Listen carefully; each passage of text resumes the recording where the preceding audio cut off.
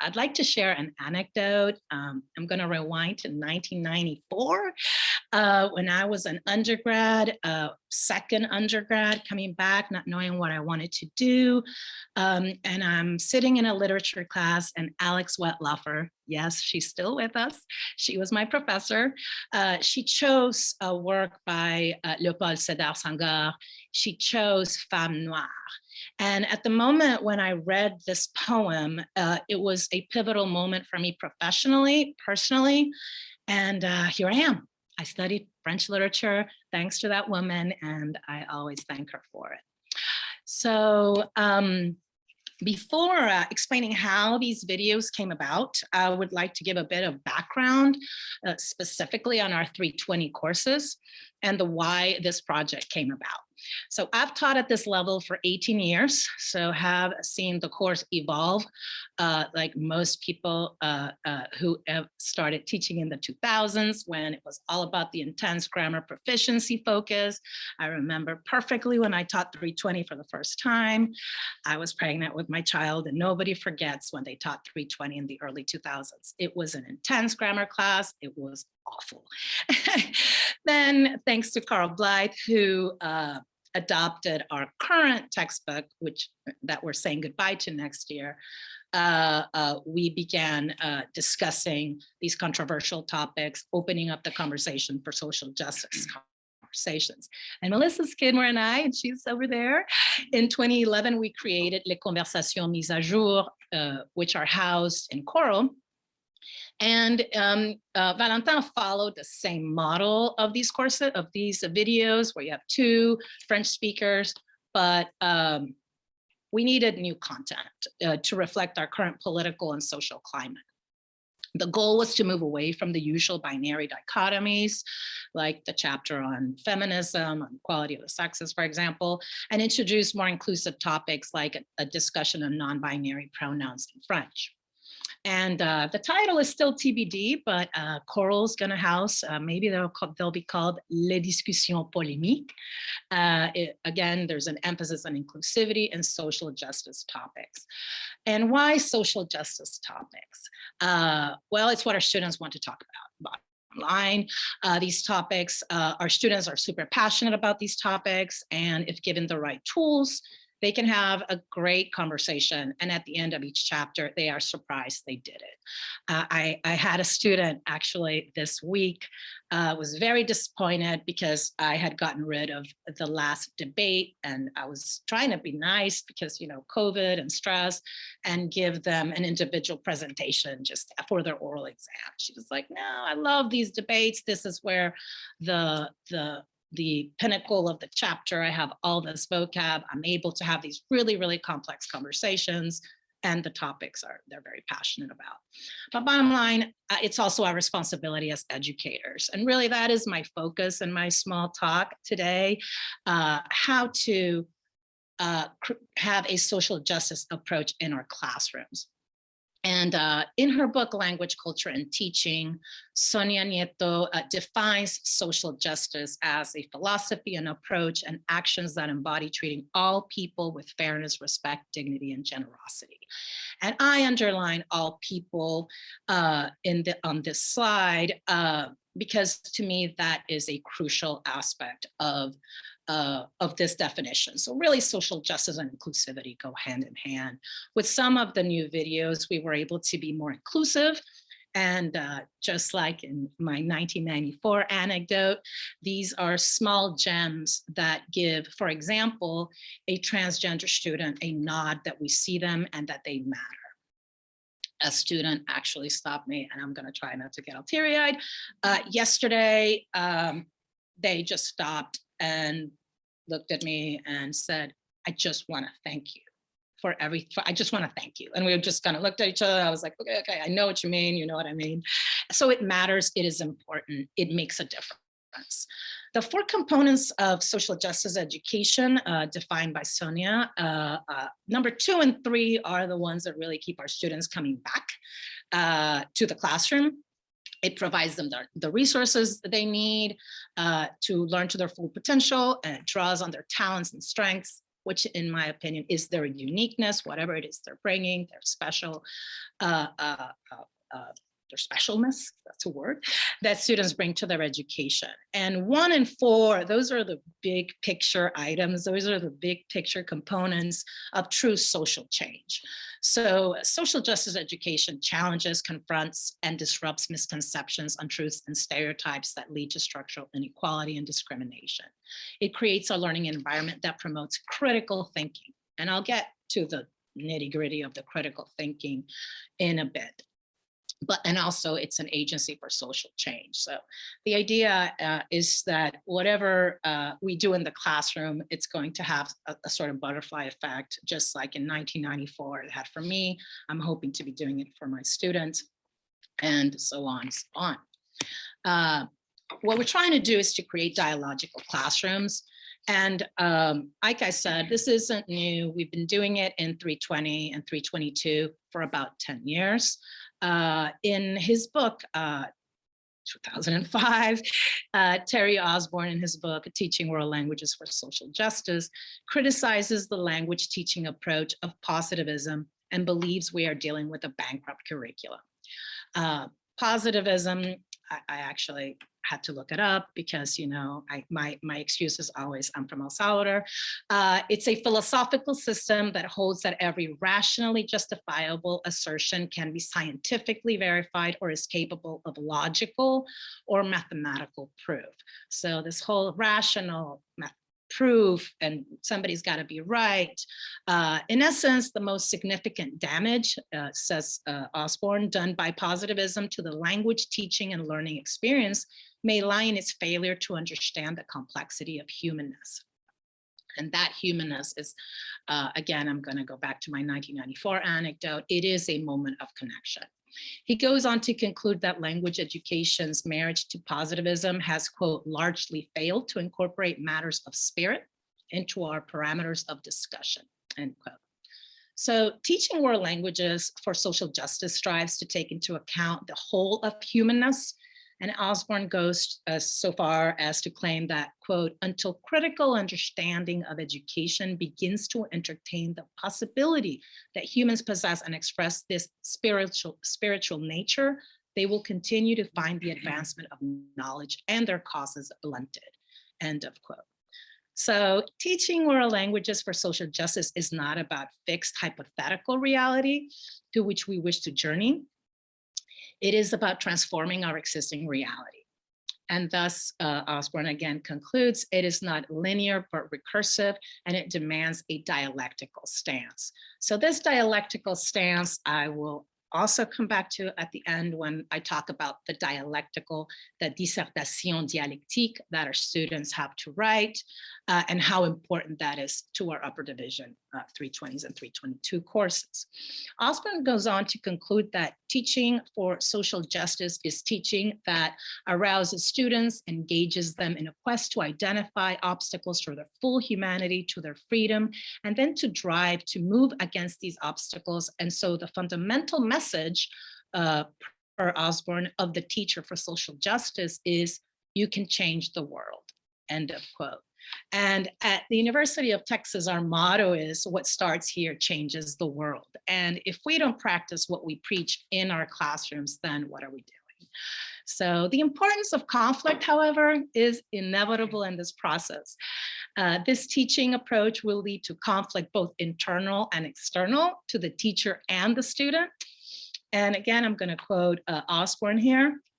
Confrontation and conflict are part and parcel of entering into dialogue with people, and dialogic classrooms will inevitably be a site of conflict. Teaching world languages for social justice is not conforming, it is confrontational, end of quote. And I wouldn't say that I've seen a lot of confrontation between the students when they're having their debates that we'll talk about and the videos model. I think the conflict truly is an internal conflict that in order to reach what Osborne calls a mutual critical reflection, which is the goal of what he calls the critical inquiry cycle. And again, I want to repeat, it's what we've been doing in 320 and 322 for over 10 years. We give them the tools. The first 3 parts of the cycle are informed investigation, inductive analysis, tentative conclusions. So they have their vocab, they have readings on both sides of the controversial topic. And the goal is to arrive at this mutual critical reflection. And I'm going to again read from Osborne. The goal, what was I saying? It begins with dialogues exploring our own privileges, our power and powerlessness. And this process should, and I'm quoting again Osborne, end with a recognition of the limitation of the inquiry cycle, articulation and acceptance of contradictions, and an avoidance of all-inclusive conclusions. So nobody is right. It's a conversation. We're trying to find a compromise in our classroom, and the goal is to reach this mutual critical reflection, which I'll get back to in a second. Some of our social justice themes that are proposed in upper division haven't really changed dramatically with the new videos. That is a sad thing at times, because, for example, the freedom of religion chapter, the issues that we've been talking about for the last 10, 15 years continue to be very important in French society specifically, but really in the US as well. So the politics of gender theme, like I said earlier, we have incorporated a video where the 2 speakers are discussing non-binary pronouns in French. And we had the luck to have Dr. Chris Nicely visit our department last month. And of course I was there, taking notes because I was going to give this presentation. And there was something that struck me that he said, there is no end to social justice. And at the moment I was like, oh, that sounds terrible. But then I went back to my little critical inquiry cycle, and how the cycle never ends, and how there are no all-inclusive conclusions.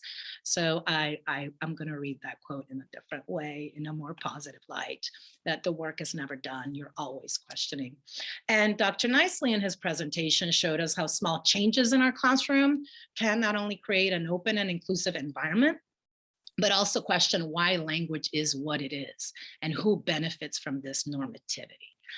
And that inquiry and that question is really the heart of our 320 courses. I'm not going to go through each of these themes. The one thing that really stands out, I'm sure you see, is the rise of populism.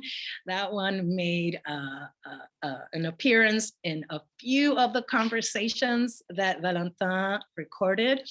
And it has been quite a hit in the classroom because it's so relevant to both France and the US, and it's so new. Also, police brutality comes up as well in our conversations, which students want to talk about.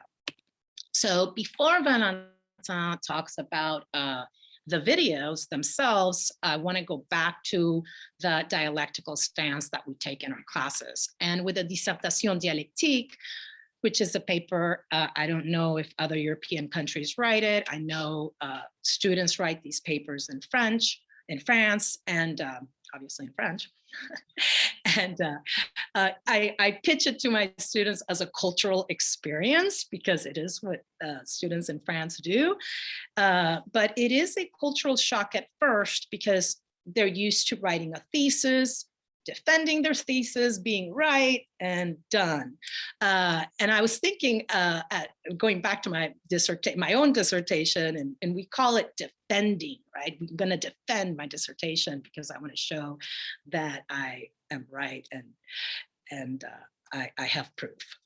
But a Dissertation Dialectique, on the other hand, they have to write an antithesis. They have to give voice to the other side of the argument. And in this process, the third part being the culmination of this paper is the synthèse, where they find a solution, a compromise, a third argument.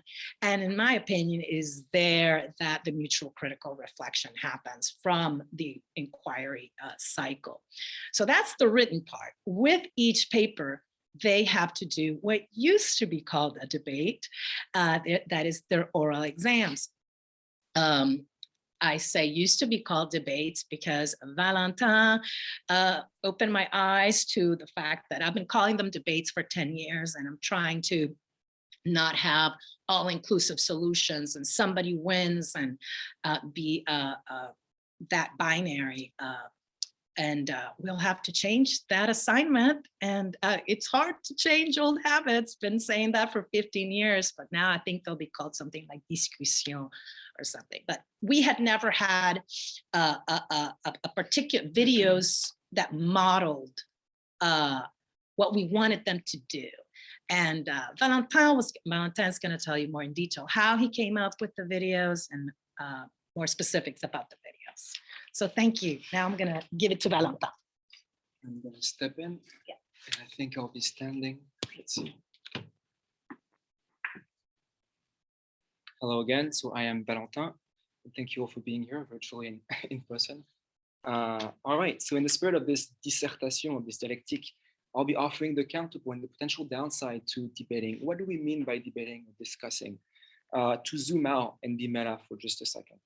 So since Trump, since 2016, it's no secret that it's been very polarized right now in the US, more so than ever before, probably. And even just 10 years ago, if you look back to Mitt Romney and Obama, the ideological delta between the two opposing parties used to be much smaller. And it seems also the most pressing issues around like climate and race, the pandemic, of course, also seem more pressing and more, I guess, omnipresent than they might used to be 10, 20 years ago. So that's a good context to keep in mind. Let's see. If I summarize what I want to say in this short intervention, it's just that we must be careful and intentional about how we agree and how we disagree and how we frame those issues today in 2021. Because some of these social topics we discuss affect the very sense of self and identity of the students we have in the classroom. So debating against discussing. What do we mean by debating and discussing? It's important to be aware of these definitions and distinctions to avoid creating tensions where you don't want to create tension in the undergraduate classroom. Many American students come to class with preconceived notions of what a debate looks like based on their high school experience and based on what they watch on TV, on politics in recent years. Especially since the debates on TV in the past few years have been very performative. It's all about winning. It's all about taking space and winning over somebody else. So this is something in the American culture right now that our students are familiar with. And this is something to be aware as language teachers.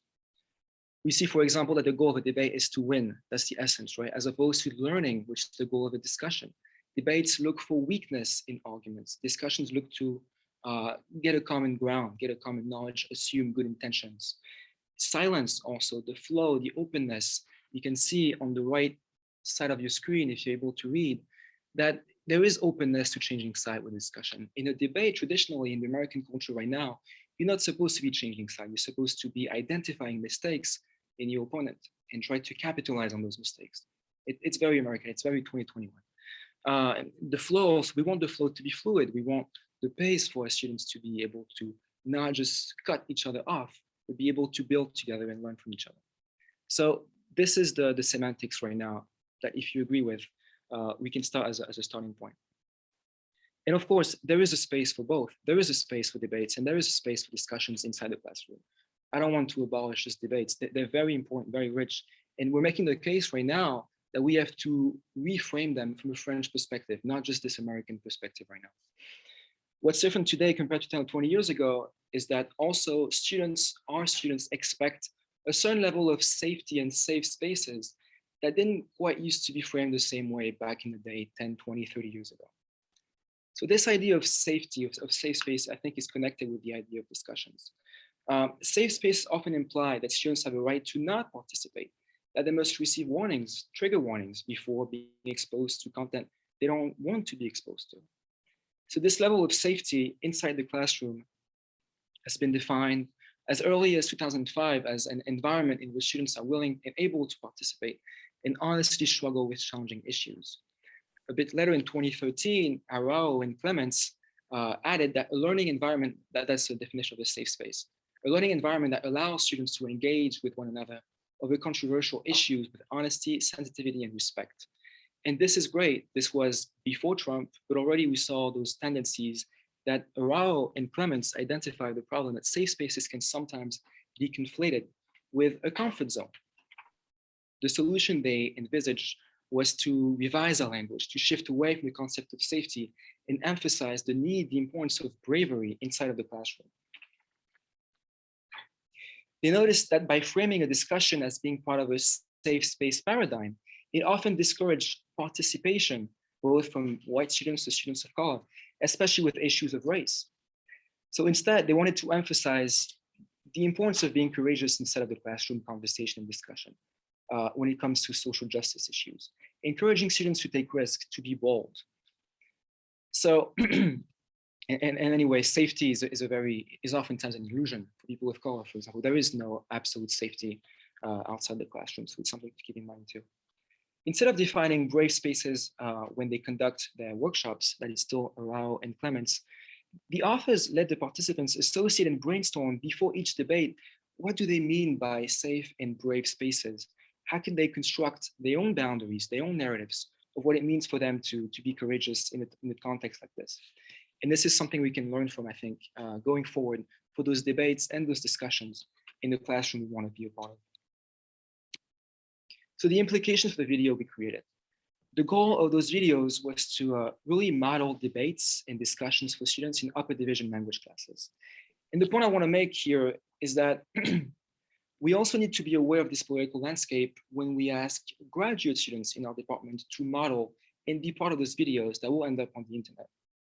So before asking grad students to model a debate on a contentious topic, you have to realize that, again, many groups of people can be triggered or attacked when we discuss or frame certain things in a specific way. And what I want to say here is very simple, is you can't just ask someone to play devil's advocate for the sake of it anymore. You have to be intentional and mindful about how you want your video and your model to be represented, especially when it comes to a video that many generations of students will be watching. In this climate, debating something just for the sake of it can feel like being a troll. And for this reason, if you really want both sides of a loaded topic to be represented in the video you create, you can just create characters, but you shouldn't ask perhaps graduate students to play themselves as the public persona, which is what we had. We really valued authenticity, and the grad students we have in the videos were themselves. They were genuine, they were candid. And I want to emphasize, I think this was a good decision. I think that was a priority for the discussions and debate we want to portray. Because of course, if you put this out of context, those devil's advocate arguments could be creating some reputational damage. So in these non-scripted, authentic discussions, oftentimes we ended up with students who were in agreement with each other, which isn't the spirit of the 320, 322 originally, but in this case, I think it works out. It's possible to have a debate about whether or not we should welcome more migrants, for example, but we can't easily have a debate over whether or not gender-neutral pronouns should exist at all. At least I wouldn't want to make the case against it. And just yesterday in France, finding the Larousse dictionary, yel, the gender-neutral pronoun yel, was finally incorporated. So if you want, in this new format of the classroom, incorporate some opposing, really contrarian views, you can use YouTube for that. But you shouldn't expect the model to always be that contentious and controversial. I tried with the questions I wrote for the videos to generate as much quote unquote conflict as possible, but it didn't always pan out, and I think that was okay. For the videos where the grad student agreed, the goal instead became to spark the discussion and break the ice. Breaking the ice is really important when we have those loaded topics. In the sense that creating a candid discussion format really worked pretty well here. Nobody wants to go first in the undergraduate classroom, so I think this can be valuable in that sense too. And for the grad students who were the, sorry, in the video we filmed about abortion, for example. Both speakers, who were women, agreed that it should be up to the mother to decide what to do with her body and that the state should have no role in deciding what to do. There was an agreement. There wasn't the actual debate or disagreement in that sense, but it's still a good starting point for the classroom discussion on that day.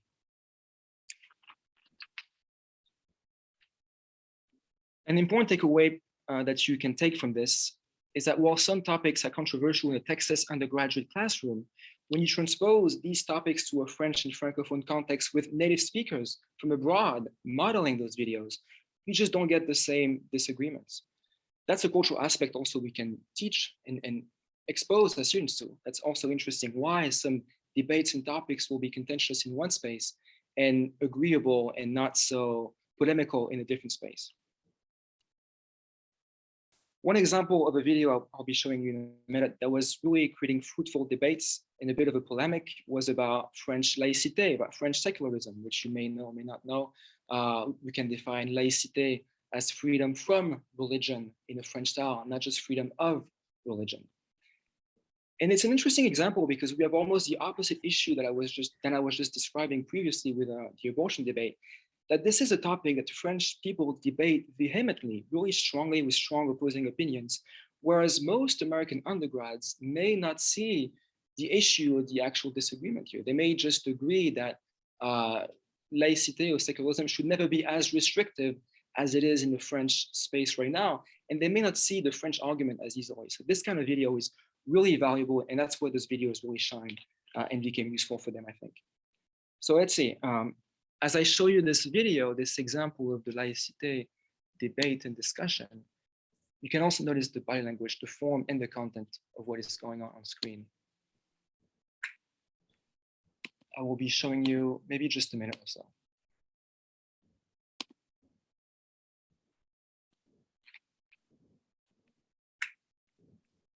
Le foulard, le hijab, etc. De l'enlever, c'est l'ultime... c'est humiliant, vraiment, c'est humiliant. Parce que c'est en une sorte de demander à cette personne de se découvrir et de surtout de ne plus être décente. Parce que pour eux, ou pour elles, ces femmes, elles veulent être décentes. Enfin bref. Donc, elle avait quel âge?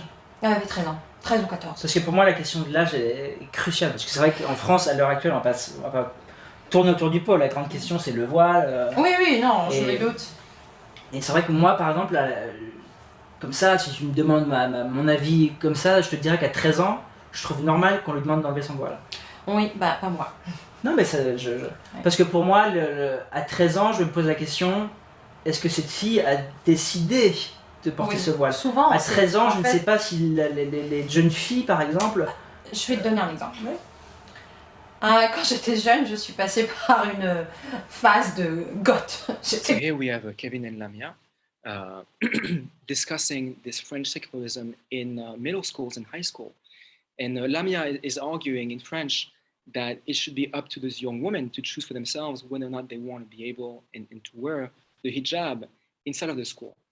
And Kevin is stepping in, proposing the argument that it depends on the age of the young woman, and at 13 years old is understandably young and too young for this woman to decide for herself. And therefore, this practice of French laïcité, by evening out the playing field, has lots of virtues to it. And it's just so fascinating for us, for students, to see how is a debate or a discussion being conducted. What is the body language? How are they stepping in a way that does have some tension to it, but also lots of friendship and I think benevolence.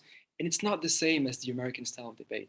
And this cultural aspect is really enriching for the class in this meta kind of way. I can show you the example of vocab we pulled from these videos.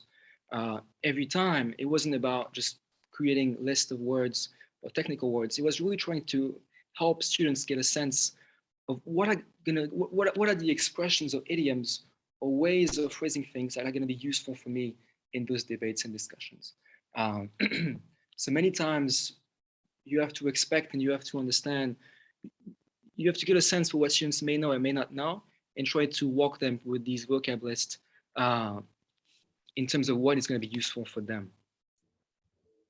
We also indexed those vocab and those expressions in the grammar based on the Français Interactif platform to have a link and to be able to refer back to each grammar and each expression being used to get a sense of how it all connects together for students to check in 320, 322, the grammar being involved. You may also wonder what kind of questions can we create to generate those fruitful conversations. And the idea for me also was to get inspiration from the Controverse textbook, which we are discontinuing, but which was a great template for a long time, in terms of what kind of questions we can pose and what kind of stories we can tell. You have to step back when you want to create and orchestrate this discussion. What are the two sides of the argument going to be? And you can pose and frame your questions or anecdotes in a way that's going to be able to generate as much content and as much response as possible. So I'll be also discussing with you at the end if you have more questions. And finally, I want to end with this idea that we can make a case for French or European style debate. We don't have to be stuck in this high school American politics notion of what a debate or a discussion might be. We just have to be open and discuss with our students ahead of time. What are the expectations? What are the boundaries? How do we reframe and what paradigm do we want to use? And brave spaces as a concept, I think, is really useful and valuable. So, like I just said in the video I just showed you, you can see this very French cultural practice of disagreeing with someone and still being friends with each other at the end of the day, when the discussion is over. It's a cultural aspect we can teach our students.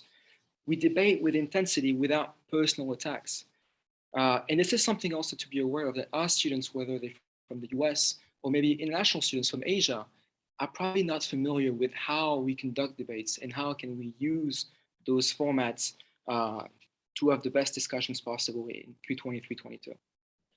There's definitely value for this, in this for all of us. We can connect with the idea of brave spaces. It is uncomfortable sometimes. It's not the comfort zone anymore, but it allows us to create those fruitful discussions and friendships, regardless of the arguments we make today. It's common in France to change your mind, to retourner sa veste. We have a saying that goes, il n'y a que les imbéciles qui ne changent pas d'avis, only fools don't change their minds. That's also a very European notion we can integrate, I think, in these classes. We just have to be mindful of this gap, this cultural gap that we have to bridge first, clarify, acknowledge the tension of the society we live in right now, and then move on with them for discussing and debating at the same time. So ultimately, in the spirit of this controverse, thèse, synthèse, I think that's the synthèse. We have to find this common ground of humanity. We have to learn from each other, and we want to learn from you all. So we want to invite you all to just step in and ask us and debate with us about the notions, the concept we should use to have those fruitful discussions in the classroom without overstepping or without hurting anybody's sense of who they are, of where they belong in this world today. So thank you all, and I'll be opening up right now. And Bea will be coming back too. Okay. Ensemble pour les questions. So. Oh, we got questions.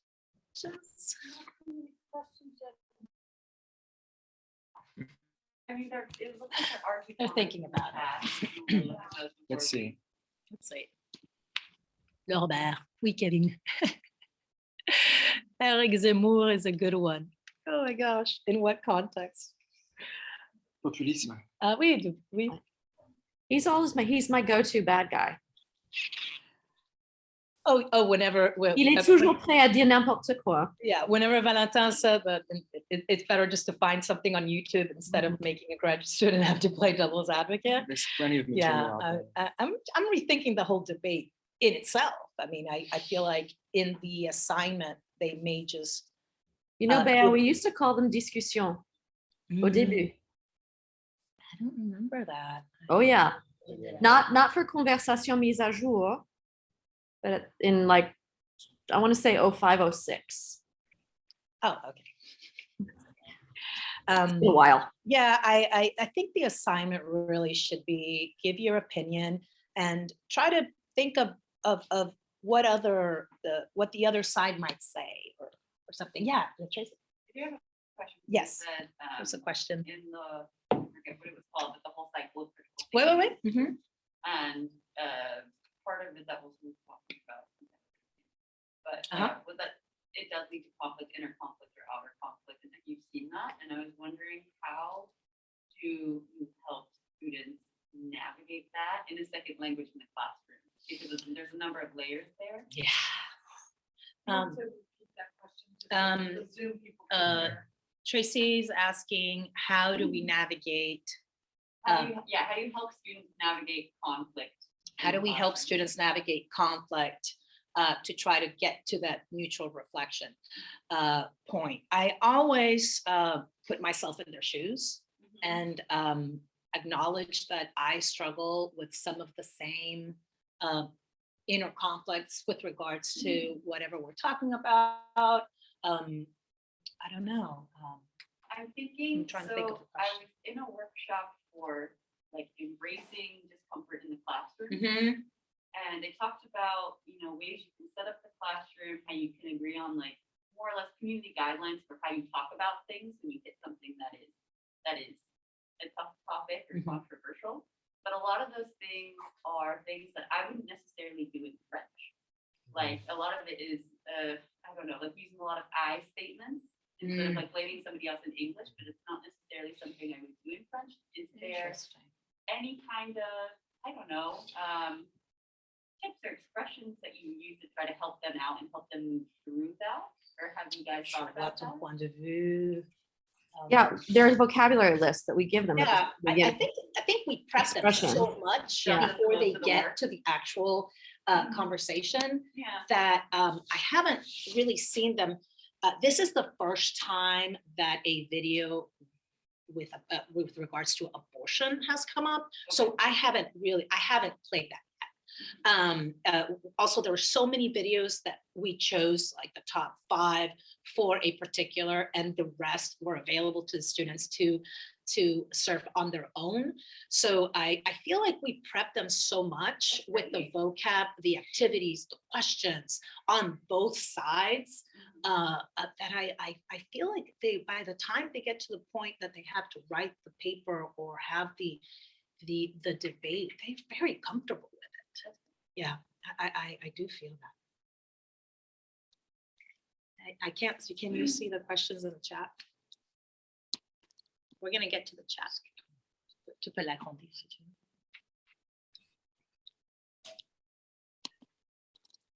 veux. All right, I love this approach for helping them fix ways of thinking and consider other side.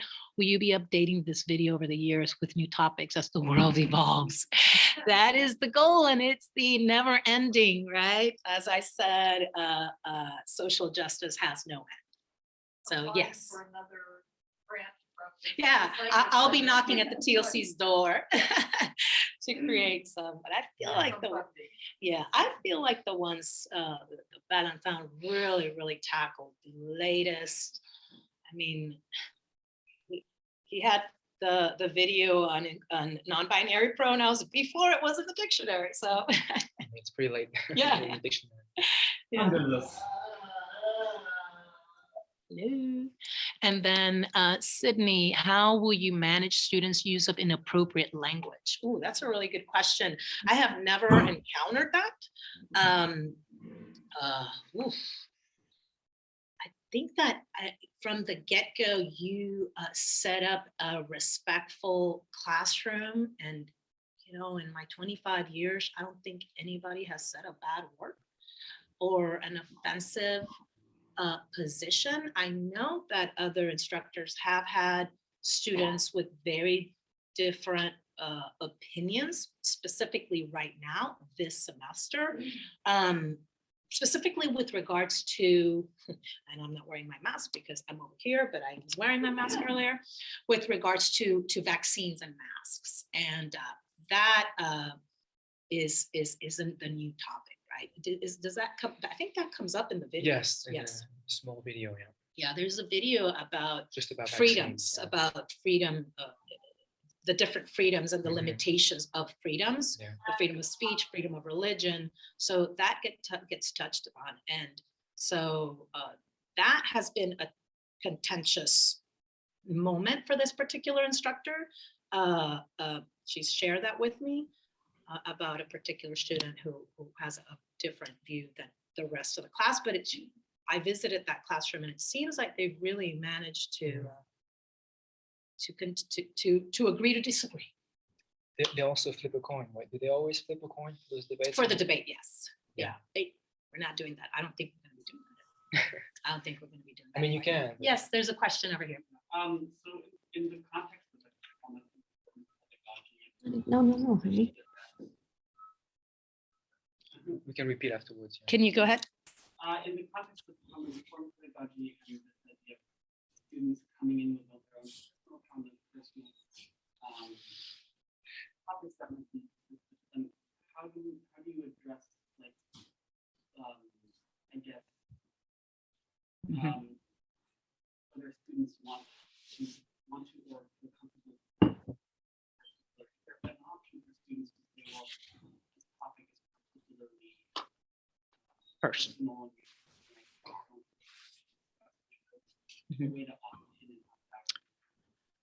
That's a really good question. I mean, I'm going to repeat the question. The question on the floor here is, how do we approach situations when a particular topic might be very personal to a student, and it might make a student uncomfortable? It may just be a part of that student's trauma, for example, and how do we approach that? That is a great question, and so far, we haven't crossed that bridge yet, because the topics are more general, I would say. We're talking about the populist movement, freedom of speech. However, freedom of religion. So I had a Muslim student who wore the hijab, and she followed me from 320 to 322, where in both of those classes, we discussed that particular, and I gave her the platform. She talked to the class. I think it's just how you show the respect towards that student and the student's wishes, and you have to pivot. That's the only example that I can come up with right now where a topic became very sensitive, very personal, and that student was such a resource for our class, and it was fabulous. But again, I would say probably the topic of abortion is going to be the one that is going to be the most delicate, and we haven't figured out how we're going to incorporate that yet. These are brand new. Good question. I think Marie-Lise already thought about this. Yes. Marie-Lise, elle est là? All right, so Heather, Sydney, and Magda, I would like to know, what are your opinions on also integrating these conversations of social justice and inclusivity in beginners language courses? I knew that question was coming. Because yesterday my students asked me why I had canceled class tomorrow at noon, because I'm going to give this talk again. And I told them that I was going to be talking about social justice topics in the classroom. And the student was like, "Oh, madame, you're the only one that does that." Because last year, all we talked about was holidays in France, for a whole month. And I'm just like, yeah, but you're in 317, you're not, I mean, how do we give you the tools, right? You're in 601 or 611, the first year French courses. I think you should definitely acknowledge the existence of a very multi-ethnic culture in France, and incorporate, maybe if you're talking about holidays, you can incorporate Muslim holidays that are actually a huge part of French culture now. You know, I think that a student would be shocked to find out about that. I don't know. I haven't taught first year French in a very long time. That's a really good question. Any first years people out there that want to chime in? Oh my gosh. The 601, 611 content is pretty crystallized as it is, but teachers can always come in, and we have room in 601 to also let the teacher show different aspects of the issues at stake. Yeah, I would probably play some fun music and make it more diverse, for sure. As in, sometimes in strong defense of their points of view, they may use strong language. I have not encountered that, because part of the grade in these debate discussion is to use the vocab of the chapter. So Attends, je vais agrandir. Part of it, of their grade, is that they have to use the vocab of the chapter. So they have to also limit themselves to that. But I have not seen anybody using strong language to defend their position. And actually, yes, we have called them debates for a long time, but I have always made the point that this is not a débat à l'américaine. This is not a debate à l'américaine. This is not Trump versus Hillary. I've told them that and they all laugh. This is really a French discussion animée. Like it's a very, very animated. No, that's not a good translation. A discussion, a heated discussion. It doesn't, you don't have to win. You just have to, what would be the position of that side? And Sydney, and then Kevin asked, do you think students would curse in French though? You know, that would be pretty cool. I would feel like I really, really reached the, hello, Kevin. Kevin wants to. I actually have a question it's a bit personal, but I think it could also speak to many of us who could replicate this exercise later in our career. As someone who did participate in the dialogues, how do I position myself as an instructor, possibly of this class, as the teacher, but also the person who's participating in the conversation? That's tough. Is this something Yeah, that would be that's a really good question. And honestly, Kevin, I would say there are a lot of different videos to choose from. And I feel like the instructor should choose the videos that he or she or they are comfortable with, because there's a lot of content. It's a bit tricky for you, Kevin. You could be Professor Nonin or Mr. Nonin in front of your students, and you could tell them, this is me, this is Kevin, as a almost character, as a performance in those videos. Yeah, it is tricky. Would you say that if we were to do this exercise again in the future, for instance, it would be safer to only have people that will never be in the position of a teacher? That's a good point. That's a really good point. Yes. Yeah, last summer was a bit last minute. We didn't have all the it was ample choice of who to choose from and who to have. If we have other teachers in this room or in person online, if you want to recreate this, it's important to plan ahead, to taking in mind the production aspect, the post-production aspect. It was a little rushed what we did, and I hope you can join us and learn from us and do something else or something similar if you want to. But yes, that's a very good point, Kip.